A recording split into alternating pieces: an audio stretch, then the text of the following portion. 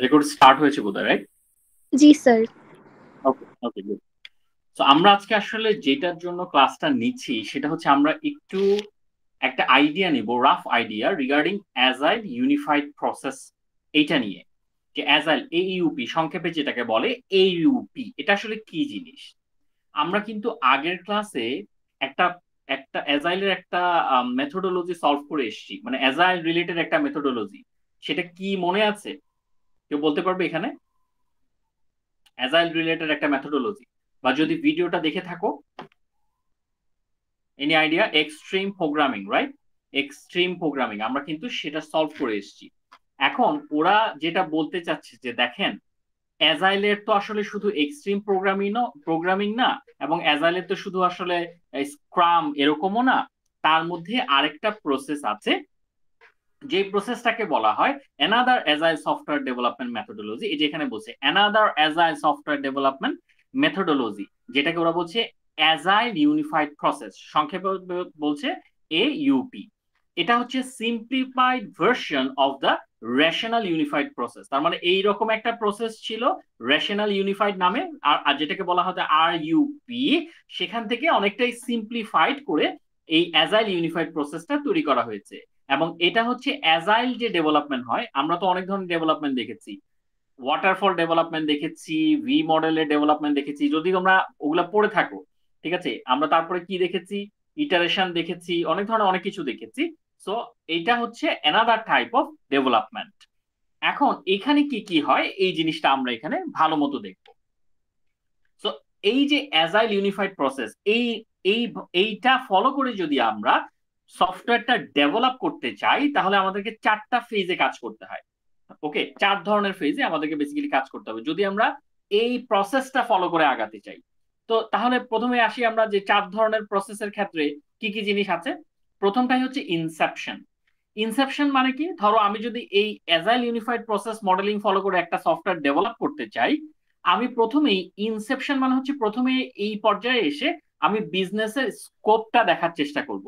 Try to identify the business scope of the project. তার মানে এই যে আমি একটা প্রজেক্ট করছি, সেটার বিজনেস স্কোপটা কতটুকু। ঠিক আছে, তোমরা কি বুঝো বিজনেস স্কোপ বলতে, একটু বলবে আমাকে? Any idea? Any idea? Sir এটা কি যে মার্কেট বেস, যে কিরকম হবে এক্স্যাক্টলি, প্রজেক্টটা? এক্স্যাক্টলি, এক্স্যাক্টলি মার্কেটটা কেমন হবে, এটা কি সারা ফেলতে পারবে কি পারবে না। এটার মানে আমার তো রিটার্ন ইনভেস্টমেন্ট আসতে হবে, রাইট? আমি একটা জায়গায় জি ইনভেস্ট করছি, স্যার। আমি সফটওয়্যার বানাই বা যাই করি, আমি তো ইনভেস্ট করছি, তো ইন রিটার্ন কিছু তো আসতে হবে। তো সেই জি। জিনিসটা আসলে এখানে দেখা হয়। Exactly, very good. দেন হচ্ছে initial requirements and potential solution of the problems. তার মানে হচ্ছে আমি যে সফটওয়্যারটা ডেভেলপ করব বা আমি যে প্রজেক্টটা ডেভেলপ করব, সেটার ইনিশিয়াল রিকোয়ারমেন্ট গুলো কি কি, ইউজার কি চায়, সে এখানে কি কি জিনিস রাখতে চায়, কি কি জিনিস বাদ দিতে চায়, কি কি জিনিস এডিট করতে চায়। এবং এটা এই যে ইনিশিয়াল রিকোয়ারমেন্টস, এবং এই যে আমি যেটা বললাম যে ইউজার কি চায়, তাহলে ইউজার যদি একটা প্রবলেমের কথা বলে যে না এটা দেখতে এরকম মনে হচ্ছে, বা আমি একটা মডিউলকে এইভাবে দেখতে চাচ্ছি, ঠিক আছে। তো এইগুলো আমাদের কি করতে হয়, আমাদের এইগুলোকে কনসিডার করে করে সেই অনুযায়ী সলিউশন প্রোভাইড করতে হয়। যে না আমরা একটা সফটওয়্যার বানাবো, রিকোয়ারমেন্টটা আমরা দেখবো, ওই রিকোয়ারমেন্ট ওয়াইজ আমরা ভালো ভালো সলিউশন দিব, পটেনশিয়াল সলিউশন। ঠিক আছে, তো এই যে এই কাজগুলা, বিজনেসের স্কোপ দেখা, একটা প্রোডাক্টের ইনিশিয়াল রিকোয়ারমেন্ট দেখা, সেটা অনুযায়ী সলিউশন দেওয়া, এইটা যেই ফেজটাতে হয় বা যেই সময়টাতে হয় এই অ্যাজাইল ইউনিফাইড প্রসেস মডেলিং এ, এটাকে বলা হয় ইনসেপশন। কি বলা হয়? ইনসেপশন। আচ্ছা, তাহলে এটা তো গেল ইনসেপশন। এখন এই পার্টের পর তো কিছু কাজ আছে, সেটা কি? সেটা হচ্ছে ইলাবোরেশন। ইলাবোরেশন কেমন? ইলাবোরেশন হচ্ছে আমি তো রিকোয়ারমেন্ট কালেক্ট করেছি, সেই অনুযায়ী সলিউশনও তৈরি করেছি, যে হ্যাঁ আচ্ছা আমার প্রোডাক্টে এই এই জিনিসগুলো থাকবে, আমার সলিউশন এই এইগুলো হবে। আচ্ছা, তো এখন আমাকে কি করতে হবে? আমি এখন যেটা করলাম, আমি এখন ডিজাইন করতে বসবো, যে না ইউজারের রিকোয়ারমেন্ট এগুলো এগুলো আমি কিভাবে কিভাবে ডিজাইন করব।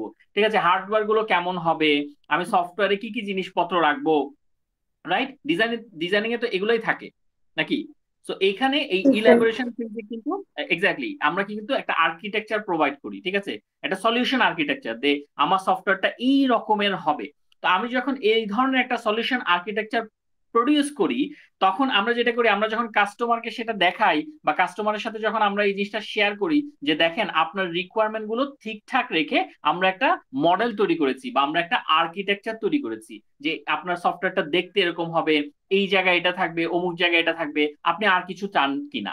সো স্বাভাবিকভাবে তোমাদেরকে যখন, ধরো তোমরা একটা একটা জামা বানাতে দিয়েছো, এখন জামাটা যদি মোটামুটি রেডি করে তোমাকে দেখানো হয়, তোমার একটু ফিডব্যাক থাকবে না যে এটা আমার মনে হয় সেলাইটা ডবল দিলে ভালো হয়, আমার মনে হয় যে এই এটা একটু বাঁকা হয়ে গেছে, এটা কি হয় না, হয় নাকি হয় না, মোর কিছু রিকোয়ারমেন্ট চলে আসে না?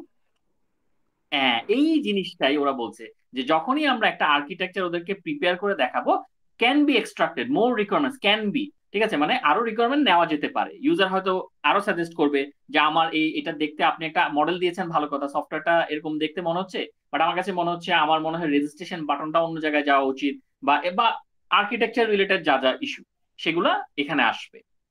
তো এই ফেজটাকে বলা হচ্ছে ইলেবোরেশন ফেজ, ইলেবোরেশন, ঠিক আছে। আর উপরেটা ছিল ইনসেপশন। তাহলে ইনসেপশনের সাথে ইলেবোরেশনের পার্থক্য 2-3 ওয়ার্ডে কেউ বলতে পারবে? 2-3 ওয়ার্ডে।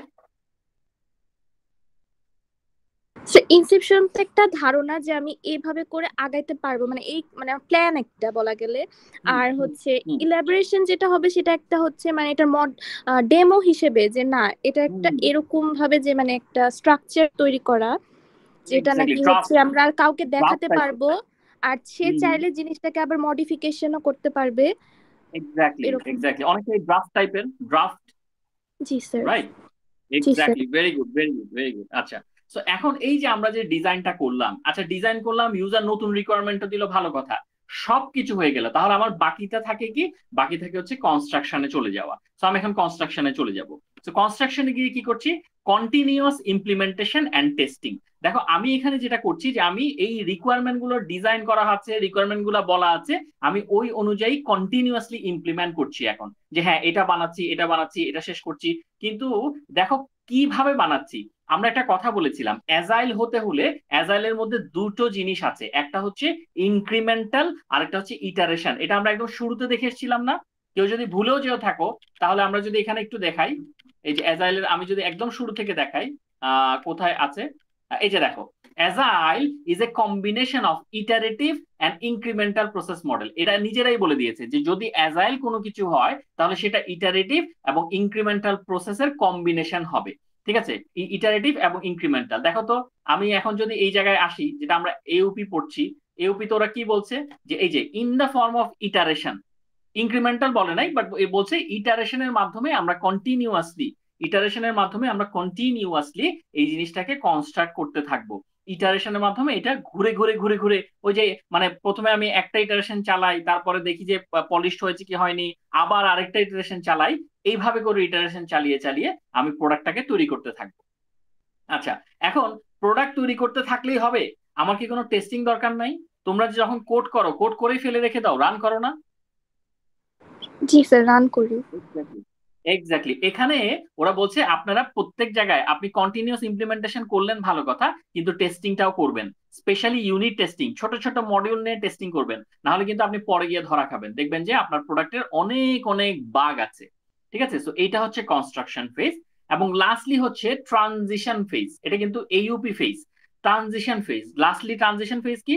Lastly deploy the system in production environment and adjust feedbacks. Again মানে এটা হচ্ছে যে আমরা কনস্ট্রাকশন করার পরে প্রোডাক্টটাকে একেবারে কি করব, এনভায়রনমেন্টে আমরা একদম মানে প্রোডাক্টটা ডিপ্লয় করব, ইউজার ইউজ করবে এখন, এবং সেই অনুযায়ী তারা ফিডব্যাক দিবে। সো এই যে এখানে যে কয়টা পয়েন্ট বললাম, এগুলো কি অপরিচিত কোনো পয়েন্ট? আমরা না এগুলো আগেও স্যার। করেছি। জি স্যার। এক্স্যাক্টলি, ওয়াটারফল যখন দেখলাম, সেখানেও আমরা দেখলাম যে এরকম টাইপেরই কিছু হয়। হ্যাঁ হয়তো সিস্টেমটা আলাদা, হয়তো সিস্টেমটা আলাদা, ওদেরটা ছিল একদম সোজা যাবে, ইটারেশন টিটারেশন এগুলোর কথা বলে নাই, হয়তো সিস্টেমটা আলাদা, বাট কাজ কিন্তু একই হচ্ছে, ঘুরে ফিরে অন্য ওয়েতে করছে আর কি, বাট আলটিমেট কাজের হিসাব আমার একই রকম, ডিজাইন করতে হয়, রিকোয়ারমেন্ট কালেকশন করতে হয়, কোড লিখতে হয়, তারপরে হচ্ছে আমার কি করতে হয়, ডেপ্লয় করতে হয়, বাট একটু অন্য অন্য ওয়েতে, মানে জিনিসপত্র একই কিন্তু একটু অন্য ওয়েতে। তো এই ইউপিতে ওরা বলছে ইটারেশনের মাধ্যমে করবেন আপনারা। আচ্ছা, তো এটা তো গেল ফেজেস। আমাকে একটা জিনিস বলতে পারবে, এক্সপির সাথে বা এক্সট্রিম প্রোগ্রামিং এর সাথে এইটার তোমরা কোনো পার্থক্য দেখতে পাচ্ছ কোথাও এখন পর্যন্ত? Any difference? এক্সট্রিম প্রোগ্রামিং, ওকে, না দেখতে পেলেও অসুবিধা নাই, সেটা আমরা আস্তে আস্তে ফাইন্ড আউট করবো যে কোনো পার্থক্য আছে কিনা, আমি জাস্ট এই কথাটা এখানে তুললাম। আচ্ছা,